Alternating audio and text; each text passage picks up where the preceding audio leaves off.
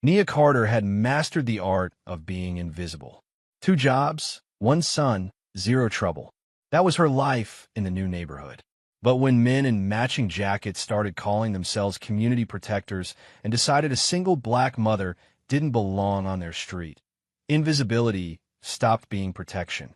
They followed her, threatened her, cornered her at the community fair with phones recording, expecting her to break or run. What they didn't know was that Nia had spent years hiding a past she never wanted to use again. And when they shoved her 9-year-old son Malik to the ground, something inside her shifted.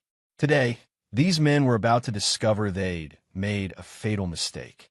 They'd chosen the wrong mother to intimidate. Just before we get back to it, I'd love to know where you're watching from today, and if you're enjoying these stories, make sure you're subscribed. The alarm clock screamed at 5:30 in the morning, and Nia Carter's hand shot out from under the covers to silence it before the sound could wake Malik.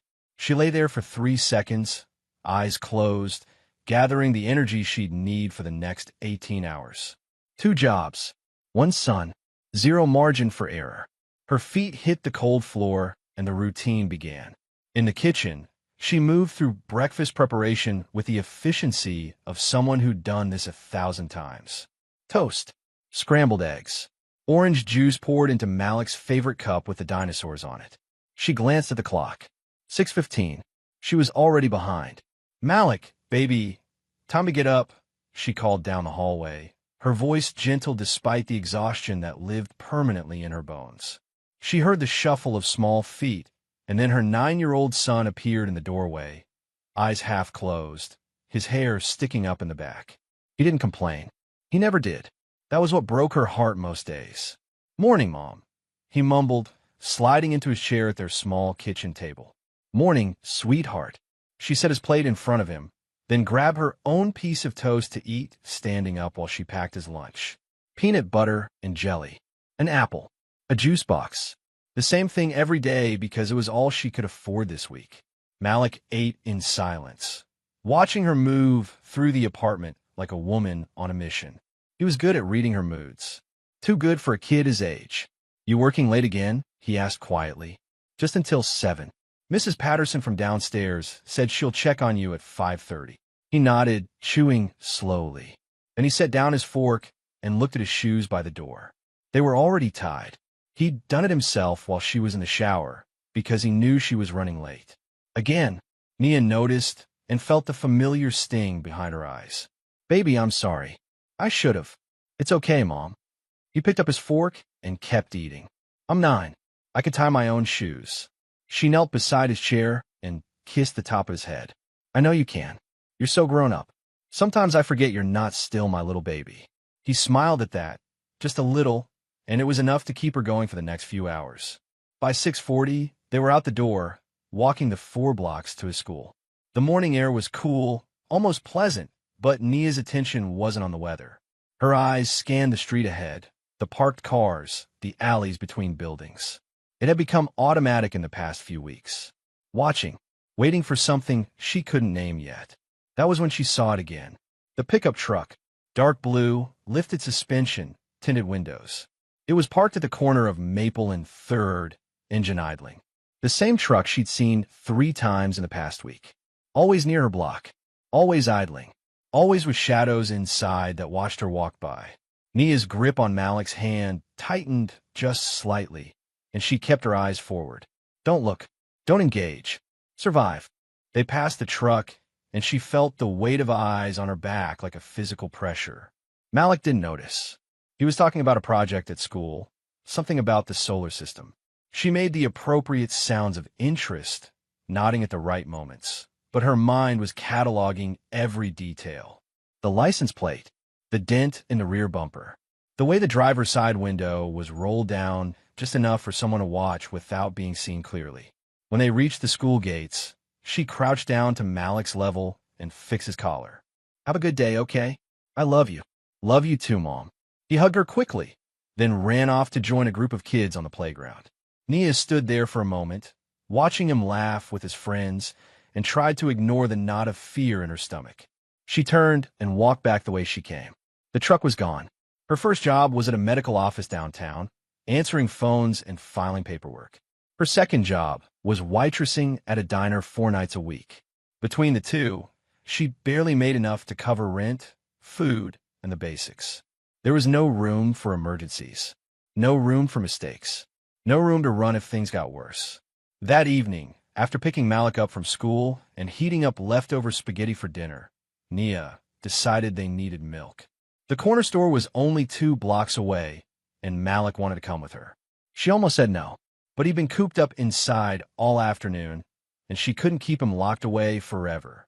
"Okay," she said, "but stay close to me." The store was small, cramped, with narrow aisles and fluorescent lights that buzzed too loudly.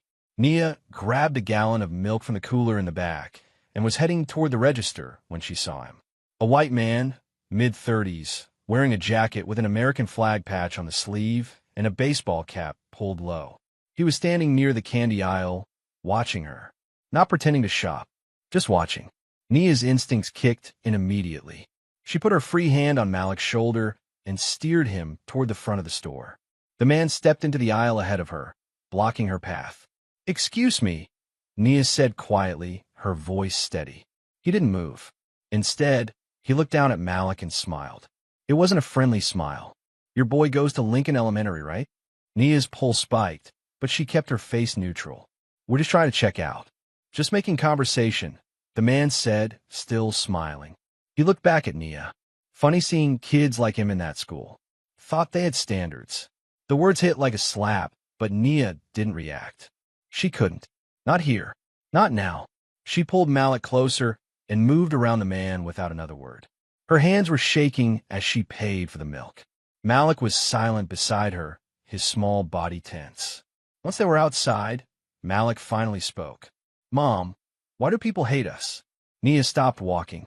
She looked down at her son, his big brown eyes searching her face for an answer she didn't have, or couldn't give, not in a way that would make sense to a 9-year-old.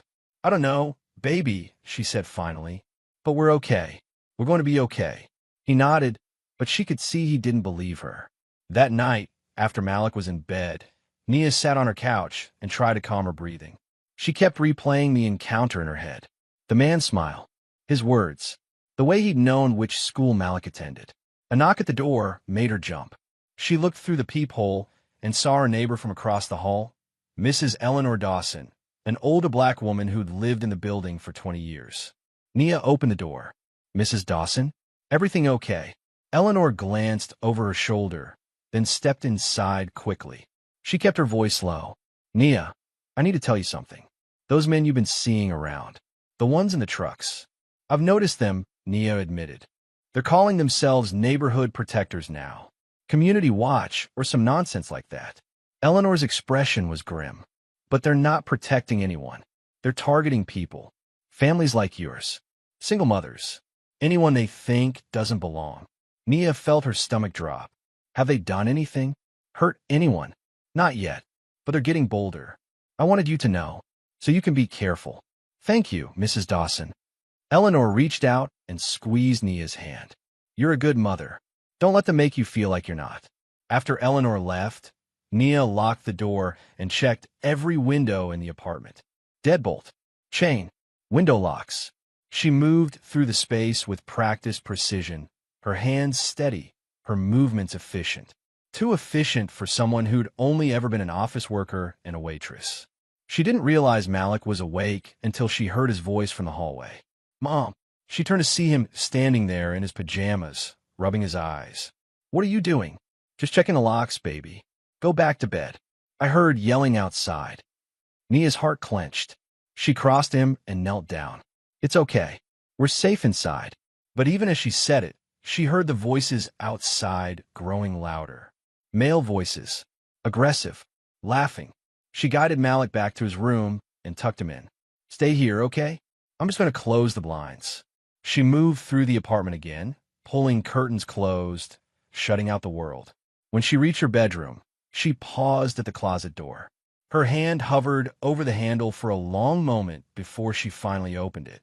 Beneath the winter coats she rarely needed in this climate, pushed to the back corner, was an old duffel bag. Black canvas, worn at the edges with a zipper that stuck slightly from years of disuse. Nia pulled it out and set it on her bed. Her hands hesitated on the zipper. She hadn't opened this bag in almost 8 years. Hadn't needed to. Hadn't wanted to. She unzipped it slowly, revealing the contents inside. Hand wraps. Worn, faded, neatly folded. A water bottle that had long since dried out. A notebook with training schedules written in her younger handwriting. Nia stared at these remnants of a life she'd buried, then closed the bag without removing anything. She shoved it back into the closet and shut the door. Not yet. She wasn't there yet. The next evening, the neighborhood was unnaturally loud. Nia was washing dishes when she heard the commotion outside. She dried her hands and moved to the window, peeking through the curtain. A group of men, maybe a dozen of them, were gathered on the street directly in front of her building. They wore matching jackets. Some held flashlights. Others had walkie-talkies clipped to their belts. They looked official, organized. One man stood in the center, addressing the group in a voice loud enough to carry. We're here to keep our community safe, to protect the families who belong here, to make sure this neighborhood stays the kind of place where good people want to raise their kids. The words themselves were innocuous, but the way he kept glancing toward Nia's building, the way his eyes lingered on her window, made the message clear. You don't belong here. Malik appeared beside her, peering out. Who are they? I don't know, Nia lied. Just some neighbors talking. But Malik wasn't fooled. He was too smart. They're looking at our house. She pulled him away from the window and closed the curtain completely. It's okay. Come on. Let's finish your homework. But it wasn't okay, and they both knew it. That night, Nia lay in bed staring at the ceiling, doing math in her head. Rent was due in 2 weeks. She had $73 left after buying groceries. Her next paycheck wouldn't clear until the 15th. Moving meant first and last month's rent. Security deposit. Moving truck. Time off work she couldn't afford. The numbers didn't work. They never worked. She was trapped here. Geographically. Economically. Completely. The next afternoon, Malik came home from school with a drawing. Nia was making a snack when he sat on the kitchen counter in front of her. She looked down at the paper and felt her breath catch. It was their building. Simple, childlike, but unmistakable. In front of the building, he'd drawn stick figures. Big ones with angry faces. And in front of them, standing between the big figures and the building, was a small stick figure with long hair. His mother, protecting him. Is this for art class? Nia asked, her voice barely steady. No, Malik said quietly. I just wanted to draw it. She wanted to cry. Instead, she pulled him into a hug and held him tight. It's a beautiful drawing, baby. That evening, she found the flyer. She'd taken out the trash after dinner, and when she came back inside and closed the door, she noticed the white paper on the floor. It must have been slipped underneath while she was outside. Nia picked it up with trembling hands and read the words printed in plain black letters. This isn't your neighborhood. No signature. No return address. Just those 5 words. She crumpled the paper in her fist and threw it in the trash. Then she checked every lock in the apartment again. 2 days later, Nia walked into the police station during her lunch break from the medical office. The building was cold, sterile, and unwelcoming. She approached the front desk and waited for the officer on duty to acknowledge her. Can I help you? He asked without looking up from his computer. I need to report harassment, Nia said clearly. There's a group of men targeting my family. They've been following me, threatening us. I found a note slipped under my door. Now the officer looked up. He was white, middle-aged, with a mustache and tired eyes. What kind of note? Telling me I don't belong in my neighborhood. He pulled out a form and clicked his pen. And what makes you think this is harassment and not just a neighbor's concern? Nia blinked. I'm sorry. Well, ma'am, you said these men are part of a community watch program, right? Maybe they're just trying to keep the area safe. Sometimes new residents don't understand how established communities work. Her jaw tightened. They're not keeping anyone safe. They're intimidating people. Me and my son. The officer sighed and set down his pen. Look, I'll file a report, but unless they've physically harmed you or destroyed property, there's not much we can do. Have you tried talking to them? Maybe clearing up any misunderstandings? Nia stared at him, understanding flooding through her with cold clarity. There would be no help here. The system wasn't going to protect her. Thank you for your time, she said quietly, and walked out.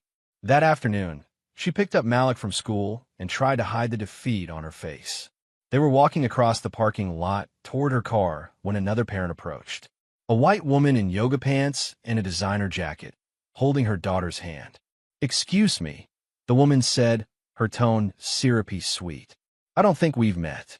I am Jennifer." "Nia." She kept walking. Jennifer fell in a step beside her. "Your son goes here, right?" "Malik." "Yes. That's nice." Jennifer smiled, but it didn't reach her eyes. "I was just wondering, do you live in the district? Because we've had some concerns about enrollment. Making sure all the kids actually belong here." Nia stopped walking and looked Jennifer directly in the face. Her voice was calm, controlled. "My son belongs here. We live at 428 Maple Street. We're well within the district." Jennifer's smile faltered slightly. "Of course. I was just checking. You understand. We want to maintain standards." Nia didn't respond. She took Malik's hand and walked away, feeling Jennifer's eyes on her back. When they reached the car, Malik climbed into the back seat and buckled himself in without being asked. "Mom," his voice was small, "am I not supposed to be at this school?" Nia gripped the steering wheel hard enough that her knuckles turned white. "You belong wherever I say you belong. Don't ever let anyone tell you different." But she could see in the rearview mirror that he didn't believe her. And why would he? The world kept proving otherwise. Over the next week, the harassment escalated in small, calculated ways. Her trash cans were knocked over 3 times. Someone scratched a long gouge into the side of her car. Every night around 10, trucks would drive slowly past her building, engines revving loud enough to wake Malik. It was psychological warfare, and it was working. One evening, Nia was loading groceries into her car in the parking lot of the supermarket when she sensed someone too close behind her. She turned and found herself face to face with one of the men from the neighborhood watch meetings. Up close, she could see he was younger than she'd thought.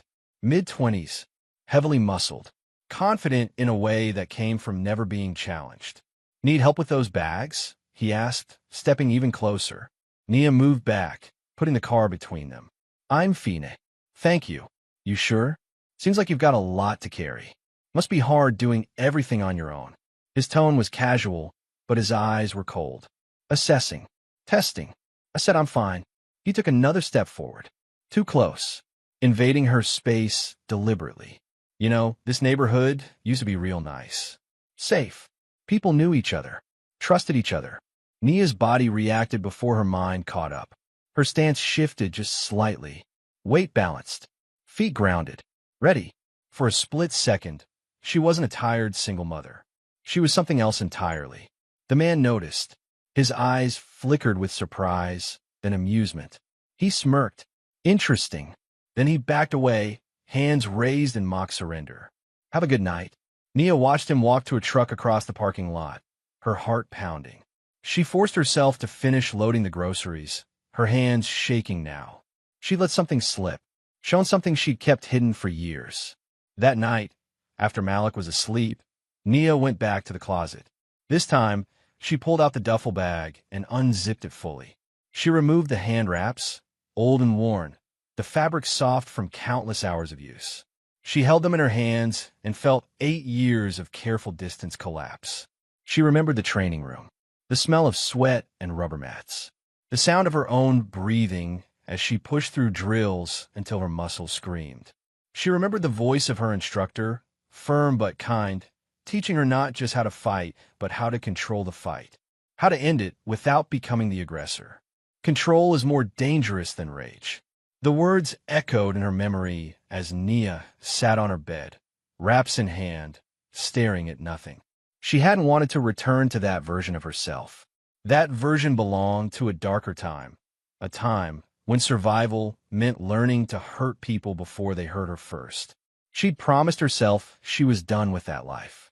She'd moved, changed her name from her maiden name to Carter, started over, built something quiet and safe for Malik. But safety was an illusion. It always had been. Nia carefully folded the wraps and put them back in the bag. Not yet. She could still avoid this. By the following week, Malik had stopped asking to play outside. He came straight home from school and went directly to his room. He'd stopped drawing, stopped talking as much. He was retreating into himself, and Nia could see the damage being done in real time. One afternoon, she found him sitting on the couch, staring out the window, watching other kids ride bikes on the street. "Baby, do you want to go outside?" she asked gently. "Get some fresh air." He shook his head without looking at her. "I'm okay here." "Malik," she sat beside him. "This isn't fair to you. You should be able to play outside." "It's fine, Mom. I like being inside." But his voice cracked slightly, and she knew he was lying. He wasn't staying inside because he wanted to. He was staying inside because he was afraid, and that realization broke something in her. Avoidance wasn't protecting him. It was hurting him worse than danger ever could. That evening, there was a knock at the door. Nia checked the peephole and saw a man she didn't recognize. White, 40s, well-dressed. He wore the same jacket as the others. But he looked different, calmer, more in control. She opened the door with the chain still attached. "Can I help you?" "Evening, ma'am. My name is Evan Cole. I'm the coordinator for the Maple Street Community Watch." His voice was pleasant, reasonable. He smiled like a man running for local office. "I wanted to introduce myself and welcome you to the neighborhood." "We've been here for 6 months," Nia said flatly. "Of course. Forgive me. It's been a busy time." He glanced past her into the apartment. Not aggressive, just curious. "I understand there have been some tensions. Some misunderstandings. I wanted to clear the air. There's no misunderstanding." His smile didn't waver. "I think it might be. See, we're just concerned citizens trying to keep our community safe. Make sure everyone feels welcome. But there have been complaints." "Complaints about what?" "About behaviors that make people uncomfortable. Loud music late at night. Unfamiliar cars. Things like that." Nia stared at him. "I work 2 jobs and take care of my son. We don't have loud music. We don't have parties. We stay to ourselves." Evan nodded sympathetically, but his eyes were hard. "I'm sure that's how you see it. But perception matters. And right now, people are nervous. I'd hate for things to escalate unnecessarily." The threat was clear despite the pleasant tone. "This is your warning," Evan added quietly. Then he smiled again. "Have a good evening, ma'am." He walked away, and Nia closed the door with trembling hands. She locked it and leaned against it, breathing hard. They weren't going to stop. They would keep pushing until she broke or left. And she had nowhere to go. The next day, during her break at work, Nia called her former co-worker, Lisa Andrews, a white woman who'd been friendly when they worked together at a previous office job. Nia explained what was happening. The harassment, the threats, the isolation. "I just need someone maybe talk to the police with me," Nia said, "as a witness. Someone to corroborate what's happening." There was a long pause on the other end of the line. "Nia, I don't think that's a good idea." "Lisa, please. I just need—" "I'm sorry. I really am. But I can't get involved in something like this. I have kids too. I don't want to bring trouble to my door." "Trouble? I'm asking for help." "I know. And I'm sorry. I really am. But I can't." The line went dead. Nia sat in her car in the parking lot of the medical office, staring at her phone. She was truly alone. That night, she stood in Malik's doorway watching him sleep. His face was peaceful in a way it never was during waking hours anymore. She thought about the drawing he'd made, her standing between him and danger. That was her job, her only job, to protect him. She walked back to her bedroom, opened the closet, and pulled out the duffel bag one more time. She sat on her bed and looked at it for a long moment. Then she unzipped it and removed the hand wraps. She didn't smile. She didn't feel triumphant or empowered. She simply accepted what she'd been avoiding. If they were going to force this, then she would end it. Not because she wanted to, but because there was no other choice left. She wrapped her hands slowly, the muscle memory returning after 8 years. The fabric felt familiar against her skin, like putting on an old jacket that still fit perfectly despite the time past. When she was done, she stood in front of the mirror and saw someone she thought she'd left behind forever. Someone who knew how to survive not by hiding, but by standing her ground. Nia unwrapped her hands and put everything back in the bag. Then she hid it in the closet again, beneath the coats, out of sight. But now she knew it was there, and when the time came, she'd be ready. The flyer appeared on telephone poles throughout the neighborhood on Friday morning. Bright yellow paper, impossible to miss. Community Safety Fair, Maple Street, Saturday, 2 p.m. Meet your neighborhood watch. Nia saw one taped to the lamppost outside her building when she left for work. She stared at it for a long moment, understanding exactly what it was. Not an invitation. A stage. They were setting something up, something public, something that would force her hand one way or another. She couldn't avoid it. The event was literally on her street. And after weeks of hiding, weeks of keeping Malik inside, she knew avoidance had stopped being protection and started being prison. That evening, Malik asked if they could go. "There's supposed to be food trucks and games," he said quietly, showing her a flyer that had been handed out at school. "Can we go? Just for a little while." Nia looked at her son's hopeful face and felt something harden in her chest. He shouldn't have to ask permission to attend a neighborhood event. He shouldn't have to live in fear of walking down his own street. "Yeah, baby," she said. "We can go." Saturday afternoon arrived with clear skies and warm sunshine. The kind of day that should have felt safe. By 2 o'clock, the street was filled with families. Folding tables lined the sidewalk, offering information about various community services. A bouncy castle had been set up in the parking lot of the church on the corner. Food trucks dispensed hot dogs and ice cream. Children ran and laughed. And everywhere, men in those matching jackets watched. Nia held Malik's hand as they walked down the street. She dressed carefully that morning, choosing clothes that wouldn't restrict movement. Comfortable shoes, hair pulled back, nothing that would get in the way if things went wrong. The preparation was automatic, instinctive, drawn from years of training she tried so hard to forget. Malik wanted ice cream. They waited in line at the truck, and Nia felt eyes on her the entire time. Not hostile glances. Something worse. Anticipation. She bought Malik a chocolate cone, and they found a spot on the curb to sit. He ate happily, pointing out different things he saw, trying to make conversation. Nia responded, but her attention was divided. Scanning, assessing, counting the number of men in jackets, noting their positions, exit routes, cover. She was thinking tactically, and that terrified her because it meant some part of her already knew how this would end. "Mom, can I go on the bouncy castle?" Malik asked, finishing his cone. Nia almost said no, almost grabbed his hand and walked them both home right then. But she looked at his face, saw the hope there, the desperate desire for just one normal afternoon, and she couldn't deny him. "Okay," she said, "but stay where I can see you." He ran toward the bouncy castle, and Nia stood, positioning herself where she had a clear view. Other parents stood nearby, some chatting, some on their phones. Normal people doing normal things. She wondered if they understood what was really happening here, if they saw the trap being set, or if they were truly that oblivious. That was when she noticed several men in jackets converging slowly toward her position. Not rushed, not obvious, just gradually closing distance from different directions. Nia's pulse elevated, but she kept her breathing steady. She looked toward the bouncy castle. Malik was jumping with other kids, laughing. Safe for this moment. She started walking toward her car, parked 2 blocks down. If she could get Malik and leave now, maybe they could avoid whatever was coming. She called to him. "Malik, time to go." He waved at her from inside the bouncy castle. 5 more minutes.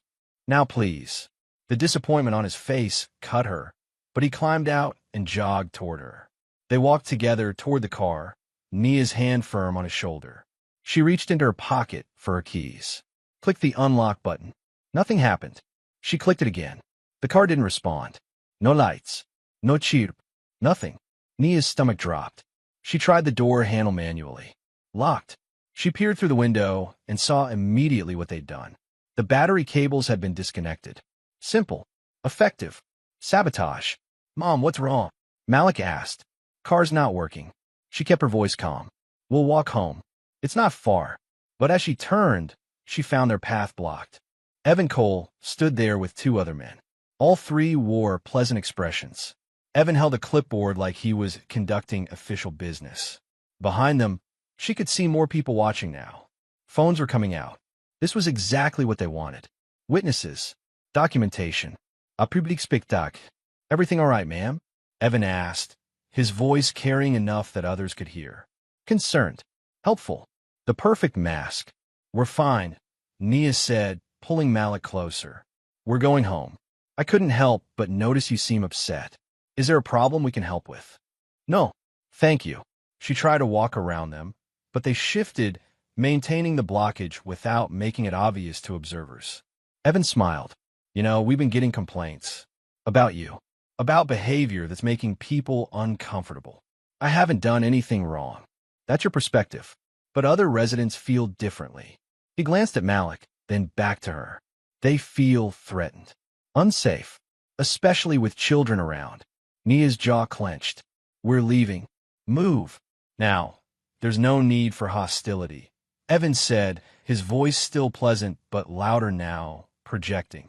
We're just trying to have a conversation about community standards. One of the other men stepped closer to Malik. Not threatening. Just close. Invasive. Malik pressed against Nia's side. Step back from my son, Nia said quietly. The man smiled. Relax. I'm not doing anything. He reached out as if to pat Malik's shoulder, a gesture that would look friendly to anyone watching from distance. But Nia saw his intention, saw the deliberate intimidation masked as friendliness. She moved Malik behind her in one smooth motion. The man's hand instead made contact with Nia's arm. He pushed, not hard but enough. Accidentally. Malik stumbled, caught off balance by the movement. He fell, landing hard on the pavement. His knees scraped against the concrete, tearing his jeans. He cried out in pain and surprise. Everything in Nia's face changed. Not anger, not rage. Something colder, more dangerous. She knelt beside Malik, checked his scraped knee, wiped the tears from his face. The whole time, her expression remained perfectly controlled. She whispered something to him that no one else could hear. Stay behind me, no matter what. Malik nodded, eyes wide, and scrambled to his feet. He positioned himself behind his mother, exactly as instructed. Nia stood slowly, and the quality of her movement made several people nearby pause in their conversations. She didn't look upset.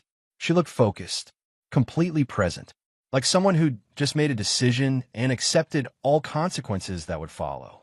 One of the gang members, a heavy-set man with a shaved head, reached out and grabbed Nia's arm. His grip was tight, fingers digging in her bicep. A clear escalation from accidental contact to deliberate restraint. You need to calm down, he said, his voice low, threatening. Before this gets out of hand. Nia looked at his hand on her arm, then up at his face. Her voice was quiet, level, and absolutely clear. Let go. He laughed, tightened his grip instead. Or what? The crowd around them had grown. People were filming now, phones held up, recording everything. Nia could see neighbors she recognized in the growing circle. Some looked concerned, others curious. Some seemed pleased, as if they'd been waiting for something like this. Evan watched with satisfaction. This was going exactly as planned. Public confrontation, multiple witnesses, her word against theirs. And when she inevitably got emotional, lost control, made a scene, they'd have everything they needed to paint her as the problem. The dangerous one, the one who didn't belong. But Nia didn't get emotional. She didn't raise her voice. She simply stood there, absolutely still, with the man's hand locked on her arm and Malik's safe behind her. Her posture had shifted completely now. Feet planted, weight distributed, balance perfect. It wasn't the stance of someone preparing to run. It was the stance of someone who'd stopped running. I'm going to ask you one more time, Nia said calmly. Let go of my arm. The man looked at Evan, grinning. She's threatening me. You all heard that. Evan nodded slowly, giving permission for what came next. I think we need to show Ms. Carter that she doesn't run this street. The man's grip tightened to painful pressure, his other hand reaching to grab her other arm. The intention was clear. Restrain her. Humiliate her. Make her struggle while everyone watched. He never got the chance. Nia inhaled once. Deep. Controlled. Centering. Then she moved. Her hand came up, not in a wild swing, but with precision, striking the pressure point in the man's wrist. His grip released involuntarily, pain shooting through his hand. Before he could react, she'd stepped to the side, redirecting his forward momentum, using his own weight against him. Her other hand guided his arm into a lock, applying pressure to his elbow joint. The entire movement took less than 2 seconds. The man's face twisted in pain as Nia controlled his arm, bending it at an angle that left him no choice but to go where she directed. She brought him down smoothly, professionally, until he was on his knees on the pavement, his arm locked behind him in a position that would cause immediate injury if he resisted. He screamed, not in rage, in genuine pain and shock. The crowd gasped collectively. Phones jerked upward, everyone trying to capture what had just happened. Nia held him there for 3 seconds, her face calm, her breathing steady. Then she released him and stepped back immediately, hands visible, non-threatening. The man collapsed forward, clutching his arm, gasping. "I told you to let go," Nia said simply. Malik stood behind her exactly where she'd positioned him, his eyes huge but no longer crying. He'd seen his mother transform into someone else entirely. Someone strong. Someone who couldn't be pushed around. Another gang member, younger and broader, rushed forward with his hands balled into fists. He wasn't thinking tactically. He was operating on ego and adrenaline, charging straight at Nia like she was a target that wouldn't fight back. She didn't meet his charge. She used it. As he swung wildly, Nia stepped inside his reach, too close for his momentum to be effective. She caught his arm, turned her hip, and used a basic judo throw that sent him flying over her back. His own force did most of the work. She just directed where it went. He hit the side of a parked car with a metallic boom that echoed down the street. The car door dented inward.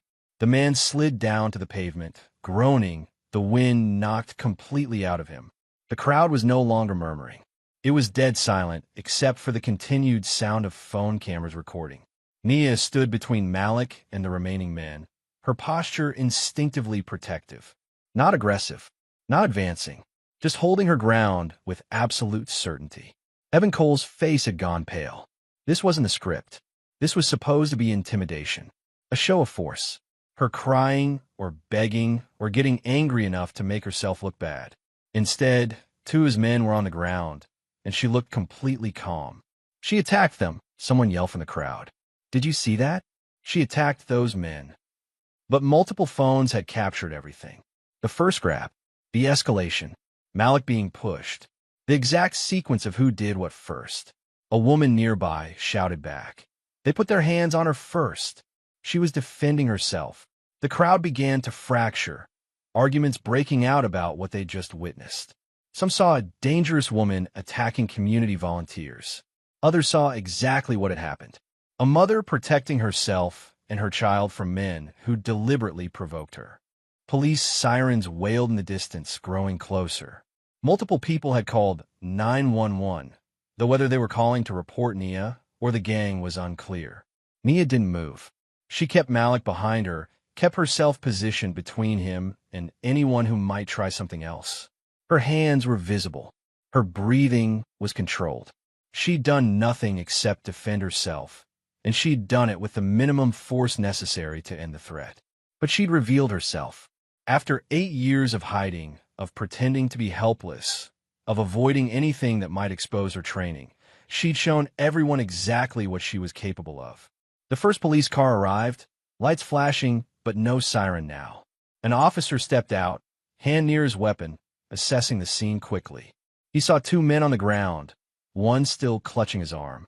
He saw Nia standing calmly with a child behind her. He saw the crowd with their phones out. "Who wants to tell me what happened here?" the officer demanded, his voice sharp.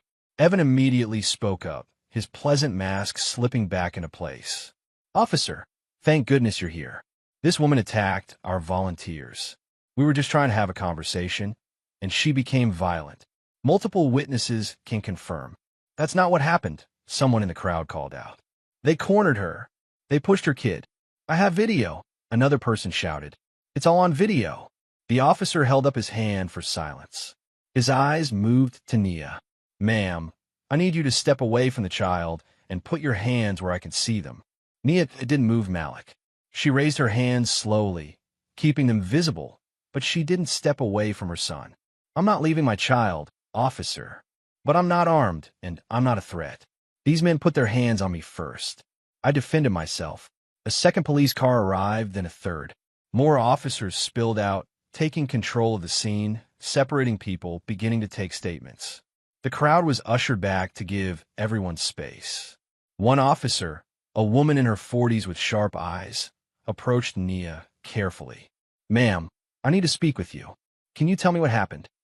"They've been harassing me for weeks," Nia said quietly, her voice steady despite everything. "Following me, threatening me.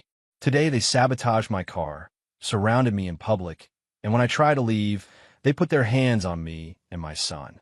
I asked them to stop. They didn't, so I stopped them." The female officer glanced at the two men being helped to their feet by other gang members. And she looked back at Nia. "How exactly did you stop them?" "I restrained them using basic self-defense techniques. I didn't strike them.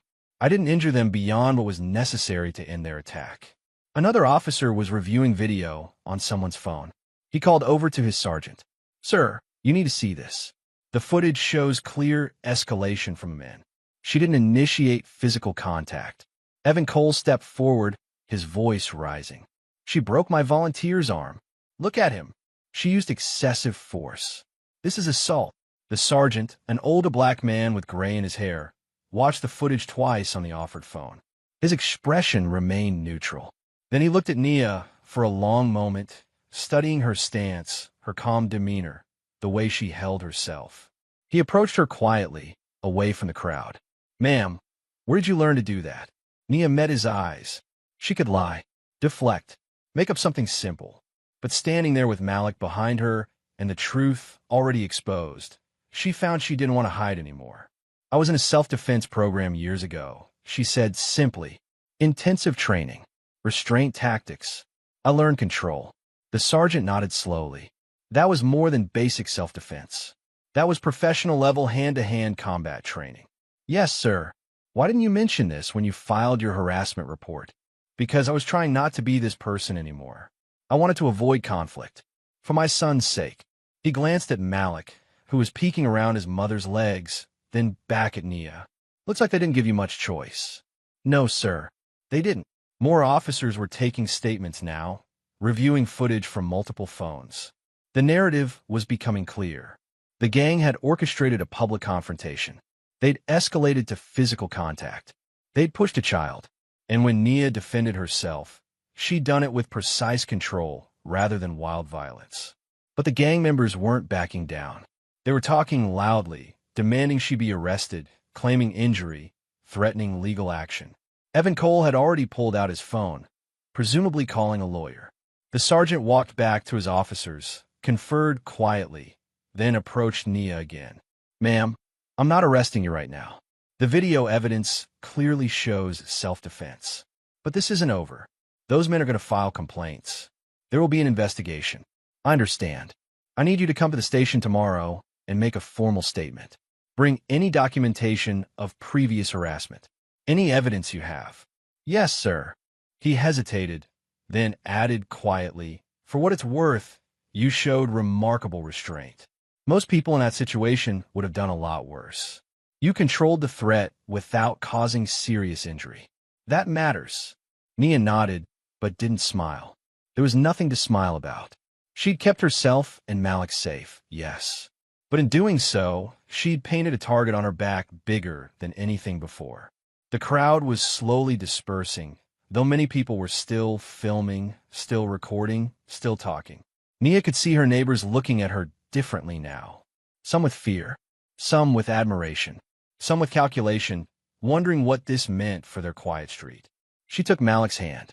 "Come on, baby. Let's go home."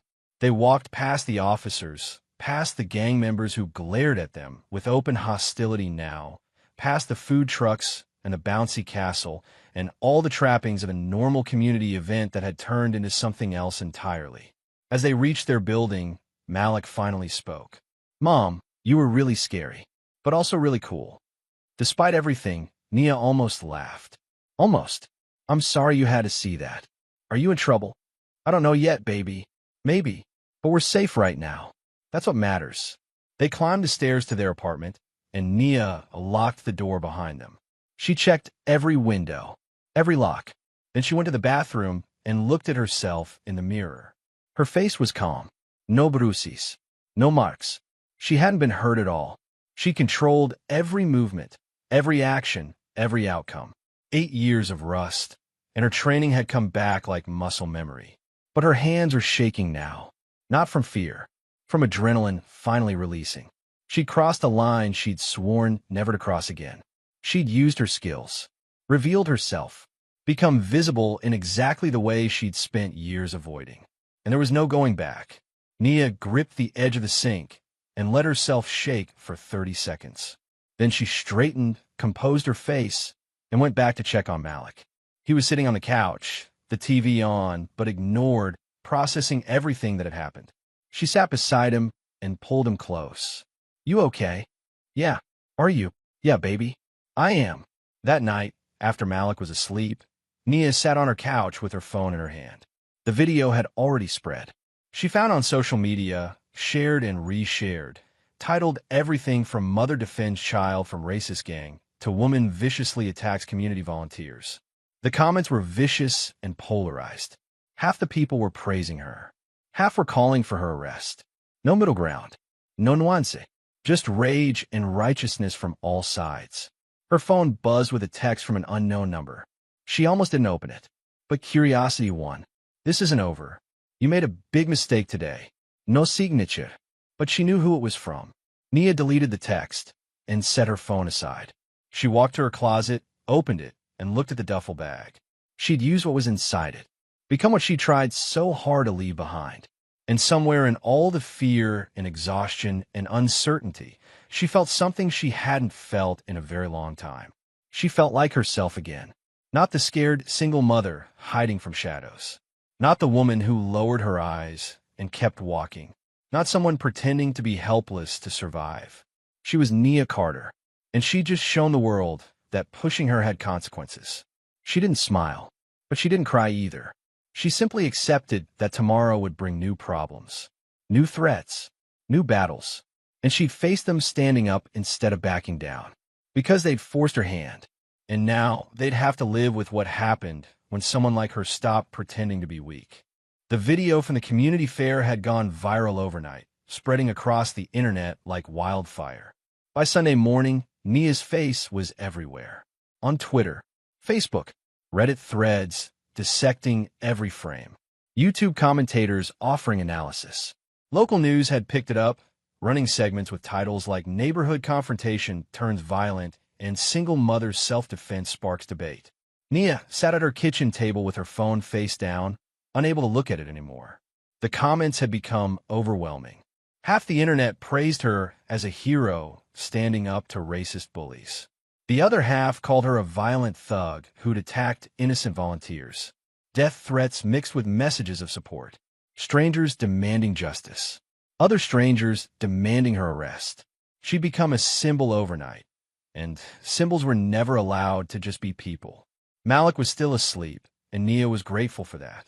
She didn't know how to explain what was happening, how to tell a 9-year-old that the whole world was watching them now, judging them, forming opinions about who they were based on 30 seconds of video. At 10 o'clock, there was a knock at the door.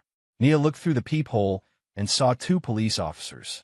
Not the sergeant from yesterday. Different ones. Younger. One white, one Hispanic. Both looked uncomfortable. She opened the door with the chains still attached. "Can I help you?" "Ms. Carter, we need you to come to the station to give a statement about yesterday's incident. I was told to come in today. I was planning to come this afternoon. We'd prefer if you came now, ma'am." The tone wasn't requesting. It was instructing. Nia felt her stomach tighten, but she nodded. "Let me get my son ready. I can't leave him alone." "Of course. We'll wait." 20 minutes later, Nia and Malik were in the back of a police car. Not arrested, not in handcuffs, but not exactly voluntary either. Malik pressed against her side, quiet and afraid. Other kids in the neighborhood watched from their yards as they drove past. At the station, they were separated immediately. Malik was taken to a waiting area with a children's advocate, while Nia was led to an interrogation room. The walls were gray. The table was metal. A camera watched from the corner. 2 men entered. One was the sergeant from yesterday. The other was a detective she didn't recognize, older, white, with a weathered face and sharp eyes that missed nothing. "Ms. Carter, I'm Detective Raymond Holloway," the older man said, sitting across from her. "I've been reviewing the footage from yesterday. multiple angles. I watched it about a dozen times now. Nia waited, her hands folded on the table. That was impressive work, Holloway continued. Professional, controlled. Not the kind of thing someone learns from a weekend self-defense class at the YMCA. I told the sergeant yesterday. I was in an intensive program years ago. What kind of program? Nia took a breath. She'd known this question would come. She'd prepared for it as much as she could. After I left an abusive relationship in my early 20s, I was connected with a program that taught self-defense and restraint tactics to survivors of domestic violence. It was more comprehensive than typical classes. The instructor believed that knowing how to control a situation was more empowering than just knowing how to hit. Holloway leaned back in his chair, studying her. How long were you in this program? 2 years. 3 times a week. Sometimes more. And the instructor's name? Grace Michaels. She ran it out of a community center in Philadelphia. This was almost 10 years ago. The detective wrote something down. We'll verify that. But I have to say, Ms. Carter, what you did yesterday goes beyond self-defense training for abuse survivors. Those were textbook restraint techniques. The kind used by security personnel, law enforcement, military. Nia met his eyes steadily. Grace was former military. She taught us what she knew because she believed we deserved to never feel helpless again. I was a good student. I practiced constantly because I never wanted to be a victim again. The truth, but not the whole truth. Grace had indeed been former military. The program had been intensive, but there were details Nia left out. Details about why she needed such intense training. About what she'd been running from that required more than basic self-defense. Some truths were better left buried. The men you restrained, Holloway said, changing direction. They're claiming you broke one man's arm and gave another a concussion. They're filing assault charges, talking about a civil suit for damages. The video shows they attacked me first. They pushed my son. They grabbed me. It does show that. But their lawyer is arguing excessive force. That you could have simply walked away, called for help. That your training made you a weapon, and you chose to use it. I asked them to stop. They didn't. I protected myself and my child using the minimum force necessary. Holloway nodded slowly. I believe you. The video supports your version. But this is going to get complicated, Ms. Carter. Those men have connections, support in the community. And now that your face is all over social media, you become a lightning rod. There are people calling for charges against you. Others calling for charges against them. The DA is getting pressure from all sides. So what happens now? Now we investigate. Thoroughly. We'll interview witnesses. Review all available footage. Look into the harassment you reported. But in the meantime, you need to be prepared. This isn't over. Not by a long shot. The interview continued for another hour. They went through everything. The weeks of harassment. The convenience store incident. The flyer under her door. The parking lot confrontation. The community fair. Every detail documented, recorded, analyzed. When they finally let her go, it was early afternoon. Malik was exhausted and scared, not understanding why they'd spent hours at police station. Nia called a cab to take them home because her car was still dead in the impounded lot where it had been towed after the incident. The cab dropped them off in front of their building, and Nia immediately noticed something wrong. A news van was parked across the street. As soon as she and Malik stepped out of the cab, a reporter rushed toward them with a cameraman in tow. Ms. Carter, can we get a statement about yesterday's incident?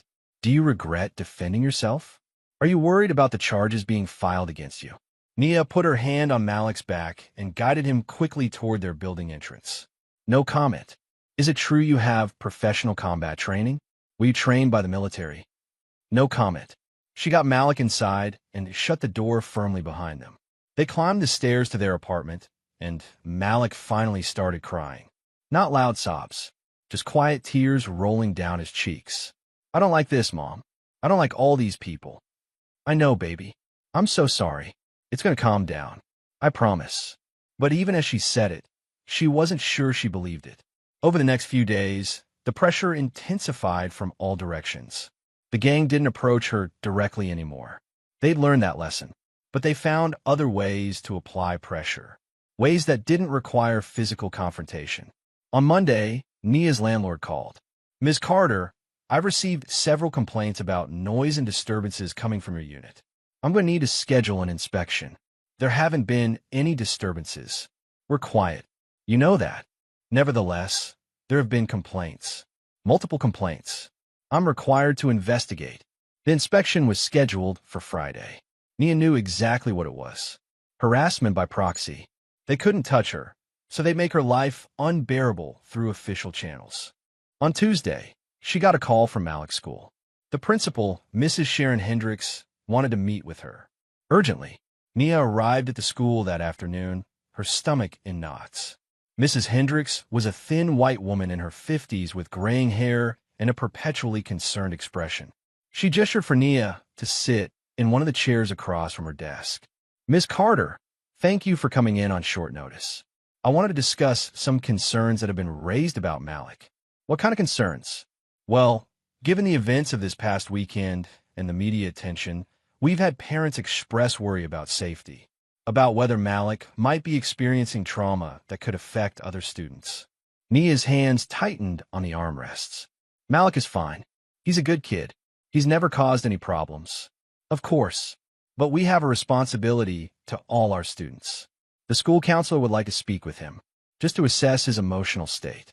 Make sure he's coping well with everything that's happened." "You want to question my son about a situation where he was the victim?" "It's not questioning. It's support. We're concerned about his well-being." But Nia could read between the lines. This wasn't about supporting Malik. This was about building a case. Documentation that could be used later.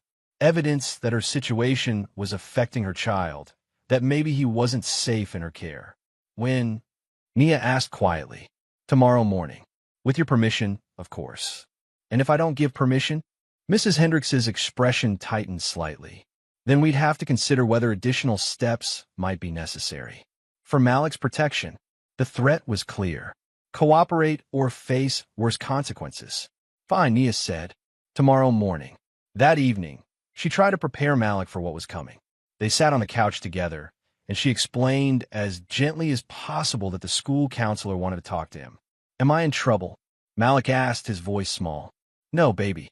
You didn't do anything wrong. They just want to make sure you're okay after what happened." "I am okay. I don't want to talk to anyone." "I know, but sometimes we have to do things we don't want to do." The next morning, Nia dropped Malik off at school and watched him walk slowly toward the entrance, his shoulders hunched, his backpack seeming heavier than usual. She wanted to grab him, take him home, protect him from all of this. But she couldn't. That would only make things worse. At noon, she got a call from Mrs. Hendricks. "Miss Carter, we need you to come pick up Malik. He's very upset." Nia was there in 15 minutes, breaking every speed limit in the borrowed car from Mrs. Dawson. She found Malik in the counselor's office, tears streaming down his face, hiccuping with sobs. "What happened?" Nia demanded, pulling him into her arms. The counselor, a young white woman with a sympathetic expression, spoke carefully. "We were just talking about his feelings. About the incident." He became emotional. "What did you ask him?" "Just standard questions. Whether he felt safe at home. Whether he'd seen violence before. Whether his mother had ever hurt him." Nia's vision went white around the edges. "You asked my son if I hurt him? It's protocol, Miss Carter. Given the circumstances. The circumstances where I defended him from men who attacked us. We have to consider all possibilities." Nia picked up Malik and held him against her chest, even though he was really too big for it now. She looked at the counselor, then at the principal standing in the doorway. "We're done here. Miss Carter, this kind of reaction isn't helping." "I said we're done."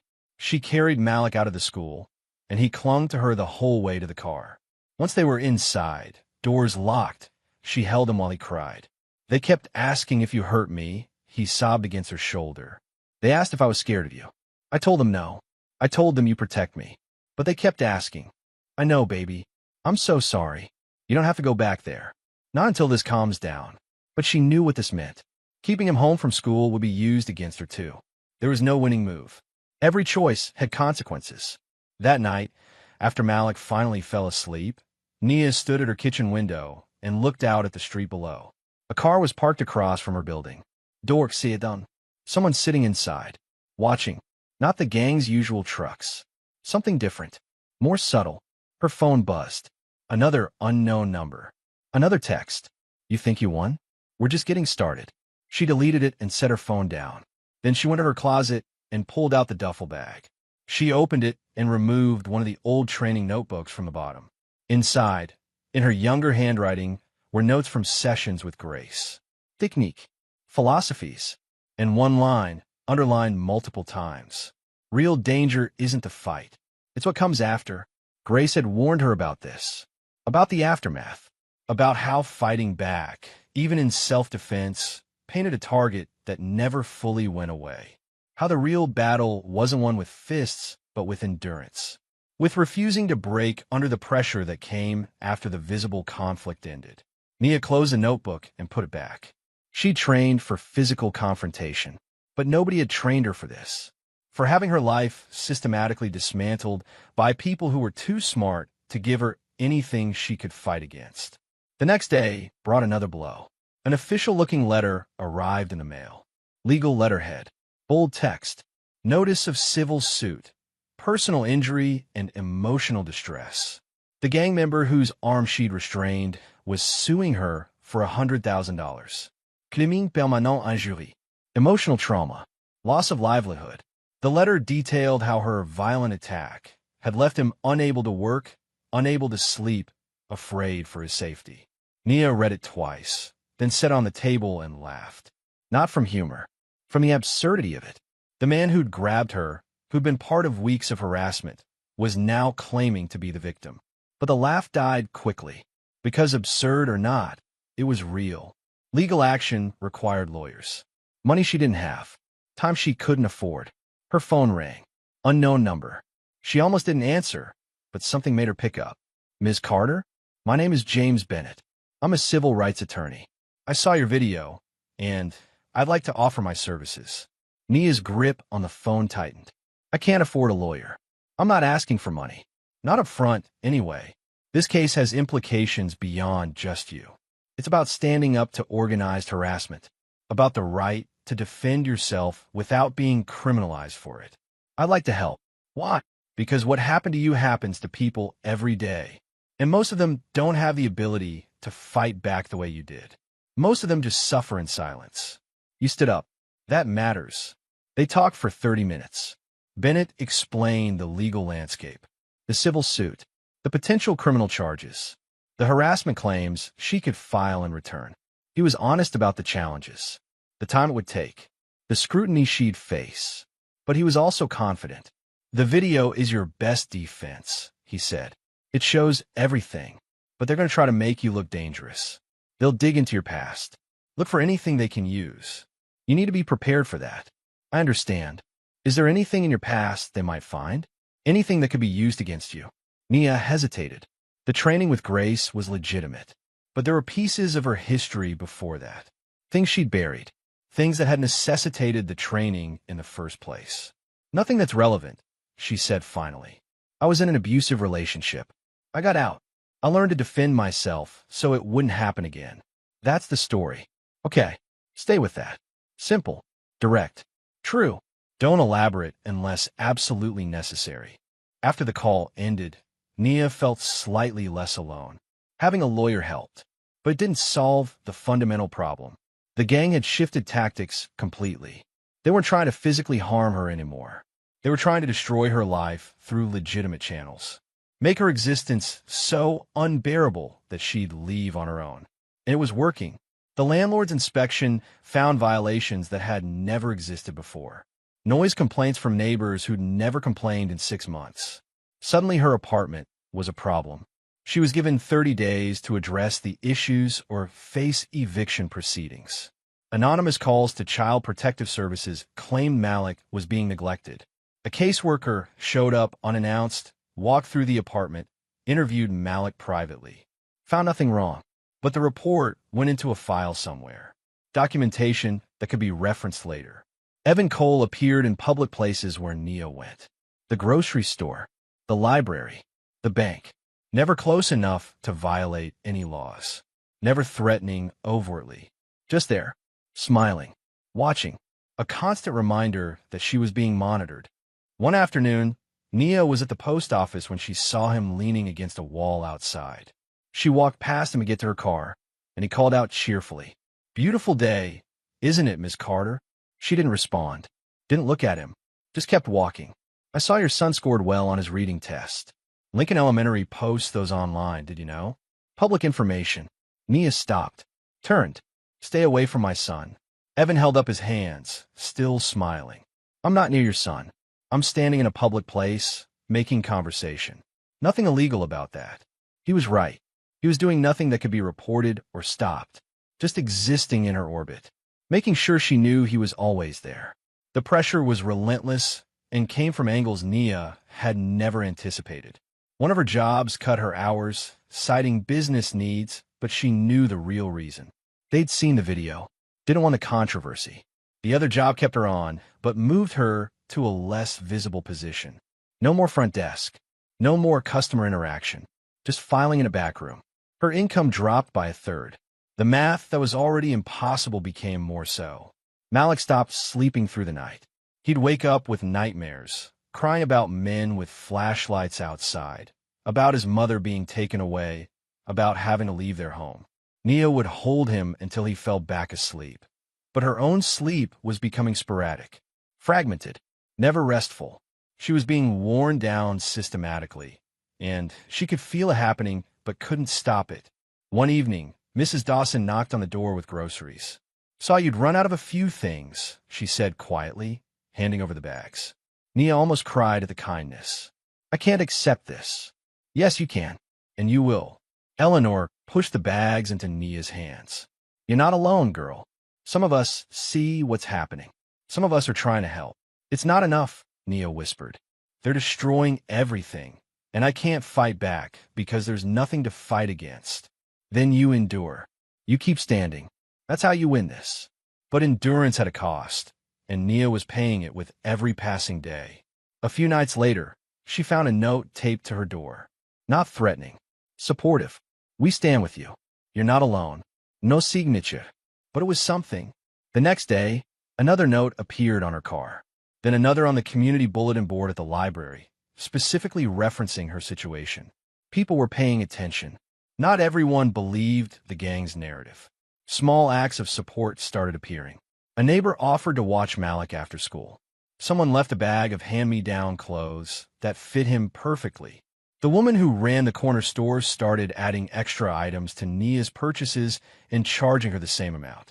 The community was fracturing, but not entirely in the gang's favor. James Bennett called with news. One of the gang members wants to talk. Privately. Says he has information about how they've been operating. Planned harassment. Targeting other families before you. He's willing to testify, but he needs protection. Why would he turn on them? He has kids of his own. Saw what happened at that fair. Says it wasn't supposed to go that far. He wants out, but he's scared. Can we trust him? I don't know yet. But if what he's saying is true, it could change everything. It would show a pattern of behavior. Organized intimidation. Not just one incident, but systematic harassment of multiple families. For the first time in days, Nia felt something like hope. But that night, sitting alone after Malik went to bed, she looked at the duffel bag still sitting in her closet and remembered Grace's warning again. Real danger isn't the fight. It's what comes after. She'd won the physical confrontation, but the aftermath was proving far more dangerous than anything that had come before. And the battle was far from over. She stood at her window, looking out at the street where Evan's car sat watching, and made a decision. She wouldn't run, wouldn't break, wouldn't let them win by making her life so unbearable that she chose to leave. She'd stand. She'd endure. She'd fight this new kind of battle with the same control and discipline she'd used in the physical one. Because that was what survival looked like now. Not dramatic confrontation, just quiet, stubborn refusal to be broken. Day after day, decision after decision. Choosing to stay when leaving would be easier. That was the real fight, and she was determined to win it. 3 weeks after the community fair incident, James Bennett called with news that changed everything. The trial date is set. Civil and criminal proceedings will be heard together given the overlapping circumstances. 6 weeks from now, and our whistleblower is ready to testify. Nia sat at her kitchen table, phone pressed to her ear, trying to process what this meant. What are the charges against me? They're pushing for assault and battery. The DA hasn't fully committed yet, but the pressure is intense. Media coverage. Public opinion. The gang has been very effective at painting themselves as victims. But we have the video. We have witness statements. And now we have someone from inside their organization willing to expose their tactics. What does he need from me? Protection. For him and his family. He's terrified Nia. These men don't take betrayal lightly. He wants assurance that when he testifies, there will be consequences for them. Not just for him. Can you promise him that? Bennett was quiet for a moment. I can promise him we'll do everything legally possible. Whether that's enough, I don't know. But his testimony could be the difference between you facing prison time and walking free. Prison time. The words hit Nia like a physical blow. She looked down the hallway toward Malik's room, where he was doing homework, and felt her chest tighten. What I need to do? Be ready. They're going to come at you hard. Your past, your training, your parenting, everything. They'll try to make you look dangerous, unstable, a threat to public safety. We need to show the jury exactly what you are, a mother protecting her child from organized harassment. Over the next few weeks, Bennett prepared Nia for what was coming. Mock cross-examinations, questions designed to rattle her, accusations meant to provoke reaction. He was thorough and relentless, and by the end of each session, Nia felt exhausted. You're doing well, he told her after one particularly brutal practice session. You stay calm. You don't take the bait. That's exactly what we need. But staying calm in a practice session was different from staying calm when her freedom was on the line. Meanwhile, the harassment continued in subtle ways. Evan still appeared in public places, always just visible enough to be noticed. The landlord kept pushing about the violations, threatening eviction.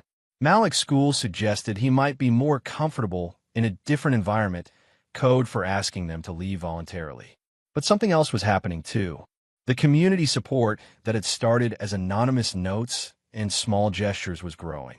A group of mothers from a neighboring area organized a fundraiser for Nia's legal defense. Local activists started showing up at city council meetings, demanding investigation into the neighborhood watch group's activities. The narrative was shifting slowly but perceptibly. One afternoon, Malik came home from school with something unexpected. His teacher had assigned a project about courage, and students could choose to present on anyone they admired. Malik had chosen his mother. He showed Nia his presentation, created on poster board with careful handwriting and printed photos. It told the story of the community fair from his perspective. How scared he'd been, how his mother had protected him, how she taught him that standing up for yourself wasn't the same as being violent. I have to present it in front of the class, Malik said nervously. Is that okay? Nia looked at her son, at this project that exposed them both to more scrutiny, and felt something shift inside her. Hiding hadn't protected them. Silence hadn't made them safer. Maybe visibility, truth, vulnerability were their real weapons now. Yes, baby, she said. It's more than okay. I'm proud of you. The presentation happened on a Friday. Malik stood in front of his fourth grade class and talked about fear and courage and his mother. His teacher recorded it, and someone shared the video online that evening. By Sunday morning, it had been viewed 1,000,000 times. The video of a 9-year-old boy calmly explaining that his mother wasn't a violent person, but a protector, that the men who'd attacked them were the dangerous ones, that courage meant standing up even when you were scared. It cut through all the noise and rhetoric in a way that adult arguments couldn't. Public opinion shifted dramatically. The comment section filled with parents relating to Nia's situation. People sharing their own stories of harassment. Others criticizing the gang's tactics. The narrative that had been so carefully constructed by Evan and his associates began to crumble under the weight of a child's honest testimony. James Bennett called that evening, his voice energized. Did you see the response to Malik's video? This changes everything. The prosecution is going to have a much harder time painting you as the aggressor when your son just humanized the entire situation. I didn't know he was going to do that, Nia said. I didn't want him in the spotlight. I know, but he chose it, and it matters. More than any legal argument I could make. The DA's office reached out 2 days later, requesting a meeting.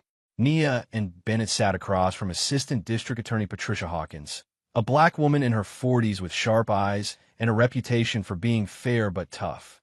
"I've reviewed all the evidence," Hawkins said without preamble. "The video footage, witness statements, your son's school presentation, the testimony from our potential whistleblower, and I've made a decision about charges." Nia's heart pounded, but she kept her face neutral. "We're not moving forward with criminal prosecution against you, Ms. Carter. The evidence clearly shows self-defense. Your actions, while forceful, were proportional to the threat. You didn't continue the attack once the threat was neutralized. You showed restraint." Nia felt Bennett's hand briefly touch her shoulder, a gesture of support and relief. "However," Hawkins continued, "we are moving forward with charges against 3 members of the Neighborhood Watch Group: assault, harassment, conspiracy to intimidate. The whistleblower's testimony has been corroborated by our investigation. This wasn't an isolated incident. They've been targeting families for months.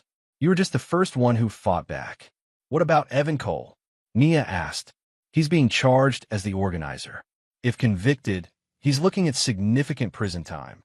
The others are facing lesser charges, but still substantial." After the meeting, Nia and Bennett stood outside the courthouse.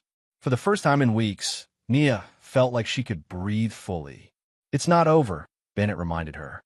"There's still the civil suit. They're still pushing that." "I know, but this is something. This is progress." The trial began on a cold Monday morning in late November. The courthouse was packed. Media vans lined the street outside. Protesters held signs on both sides of the issue, though Nia noticed there were far more supporting her than opposing her now. Inside the courtroom, Nia sat beside Bennett at the defendant's table while the civil case proceeded. The gang member she'd restrained, Michael Patterson, took the stand first. He described the incident from his perspective, claiming he'd simply been trying to have a conversation when she'd violently attacked him without provocation. "I was just standing there," Patterson said, his arm in a sling that looked performative rather than necessary. "She grabbed me out of nowhere, twisted my arm. I thought she was going to break it.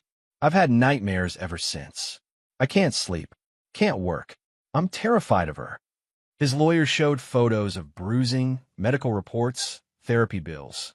It was a compelling narrative if you ignored all the evidence that contradicted it. Then came the video evidence. Frame by frame, the footage showed exactly what had happened. Patterson grabbing Nia's arm first, his grip tightening, her verbal warning, his refusal, only then her response. The jury watched in silence as the truth played out on the screen. Bennett called witnesses next, neighbors who'd seen the weeks of harassment. Mrs. Dawson describing the intimidation tactics. Malik's teacher talking about his fear and trauma. The school counselor reluctantly admitting her questioning had been prompted by outside pressure, not genuine concern. Then came the whistleblower. His name was David Sherman, and he'd been part of the neighborhood watch for 2 years. He took the stand looking terrified but determined. His family was in protective custody, relocated temporarily until the trial concluded. "We called it community protection," Sherman testified, his voice shaking slightly. But that's not what it was. Evan had a list. Families he wanted gone. Single mothers. Minorities. Anyone he thought was bringing down property values. We'd target them. Make their lives hell until they left. "Can you describe the tactics used?" Bennett asked. "Everything. Noise complaints filed falsely. Calls to CPS with made-up concerns. Harassing them in public places. Damaging property in ways that couldn't be proven. Evan was smart about it. Nothing that could be directly traced back to us. Always plausible deniability." "And what happened with Miss Carter?" Sherman glanced at Nia, then away. "She was supposed to be easy. Single mom, 2 jobs, no support system. Evan thought she'd leave within a month. But she didn't. She kept staying, kept fighting through official channels. It made him angry, so he escalated. The community fair was supposed to be the final push. Make her look unstable in public. Get her to react emotionally. Then use that to justify forcing her out. What went wrong? She didn't react emotionally. She defended herself professionally. It exposed us. Evan didn't plan for that. The prosecution tried to discredit Sherman, suggesting he was lying to get a plea deal. But his testimony was too detailed, too specific. Bank records showed payments to people who'd filed complaints against targeted families. Text messages revealed coordination of harassment activities. The evidence supported everything Sherman said.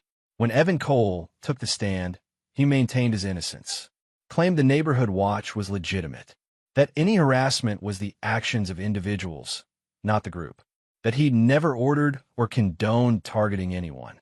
But then Bennett played a recording. Sherman had worn a wire to their last meeting, where Evan had explicitly discussed strategies for making Nia's life unbearable. His own words condemned him. The jury deliberated for less than 4 hours. They found in favor of Nia on the civil case. Patterson's claims were dismissed. No damages awarded. The self-defense argument held completely. More importantly, the criminal case against Evan and the others proceeded. Guilty verdicts on harassment and conspiracy charges. Evan faced 3 years in prison. The others received lesser sentences and probation. Restraining orders were issued. The neighborhood watch was officially disbanded. The men were prohibited from coming within 500 feet of Nia or Malik. When the verdicts were read, Nia didn't smile or celebrate. She simply closed her eyes and let the relief wash over her. It was done. After the trial, Nia stood outside the courthouse with Malik beside her. Reporters called out questions, but she ignored them. Bennett handled the media, giving a prepared statement about justice and standing up to organized harassment. Nia just wanted to go home, but as she walked toward the parking lot, she saw Evan being led away in handcuffs. For a moment, their eyes met. She expected to see anger or hatred. Instead, she saw disbelief. He genuinely couldn't understand how he'd lost, how someone like her had beaten someone like him. Nia looked away and kept walking. He wasn't worth her attention anymore. 2 weeks later, Nia and Malik packed their belongings into a moving truck. Not because they'd been forced out, not because they were running, but because Nia had made a choice. They were moving to a different neighborhood across town. Better schools, lower crime, a fresh start. But this time, she was choosing it. On her terms, with savings from a fundraiser and a new job that paid better than her previous 2 combined. She was moving forward, not running away. Malik was excited about the new place. His new school had a robotics program he wanted to join. He'd made friends online through the support that had surrounded them during the trial. He was smiling again, laughing again, being a kid again. On their last night in the old apartment, Mrs. Dawson came by with cookies and hugs. "You did good, girl. You stood when a lot of people would have fallen. I couldn't have done it without people like you," Nia said honestly. "Yes, you could have. You're stronger than you know. But I'm glad you didn't have to." The new apartment was in a quiet complex with a playground and a community garden. Malik ran around exploring while Nia unpacked boxes. She found a duffel bag at the bottom of one and paused. She opened it and looked at the hand wraps, the training notebooks, the remnants of a life she tried to leave behind. For a moment, she considered throwing it all away, starting completely fresh. But then she thought about grace and the lessons that had saved her life, about control being more dangerous than rage, about standing up being different than lashing out. Those lessons still mattered, would always matter. She kept the bag but put it in the back of her new closet, available if needed, but hopefully never necessary again. A month into their new life, Nia received an unexpected phone call. It was Grace Michaels, her old instructor from Philadelphia. "I saw the news," Grace said, her voice warm and familiar. "Saw what happened. I wanted to reach out." "Grace," Nia breathed, surprised by how emotional hearing that voice made her. "I used everything you taught me." "I know. I watched the video. You did it perfectly. Controlled. Proportional. Exact. I never wanted to use it again. But when you needed it, it was there. That's why I taught you those things, Nia. Not so you'd use them, but so you'd have them if you had no other choice." They talked for an hour, catching up on years apart.